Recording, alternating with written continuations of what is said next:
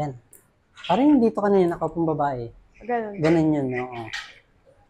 Pero yung gagawin ko sa'yo na may pagka-ash blonde, yung parang sate lang siya. Hindi Okay siya lang po. naka-full, naka-blending na full. Dito. Oo, okay lang po. Haba ng buhok mo. Sobra nga. Hindi pa ako nagpapagupit ilang taon. 2 taon na. Okay. So, gagawin kong balayad sa'yo, 50% yung base ng natural mo. Okay. 50% yung ash blonde na gagawin natin. Okay po. Para blended lang siya. Oh yeah, that's fine. Yung sa gupit, anong gupit natin? Trim lang po just to cut off the split ends at the end. Remove ko na yung may kulay. Gusto mo? Yeah. Oo. Sa may pinaka-lower chest mo? Yes po. Okay. Sige. Cut ko muna Okay po. Okay. Thank you. Thank you. Na po.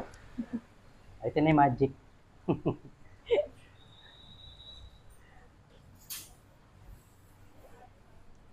Wow. I love Diba? it. Yeah. Hindi ko na mahawakan yung dulo. Sobrang haba. Ito yung sinasabi ko sa iyo. Satin, yung pagka-satin niya. Blended siya.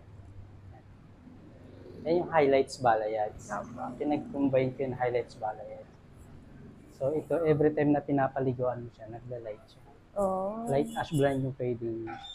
First time magpabalayads? Yeah, first time. Yes. Light ash blonde yung fading niya. Feeling ko sa lahat ng kulay ko, ito lang ang bumagay sa akin. Hindi, kasi kaya kagandahan kasi yung base mo, a bit light lang dun sa natural mo. Oh, So, pag nag-grow out siya, nagbe-blend pa rin siya. Okay, yeah. Yun nga lang yung problem natin ngayon. Pag nag-grow out na siya, itong balayage na ginawa natin na yan, magpe-fade siya going blonde. Pero Yeah. yung pagka-blonde niya, okay naman. Gamitan mo lang mga silver shampoo. Wow. Yeah. From sa experience mo sa akin. Perfect. Perfect, kuya. Recommend. Gusto ko tandalin sa US ko. Sige, go. Para makapasyal naman ako. Thank you so much. Thank you. Wala ko ng video yung likod, ha? Okay po. Thank you.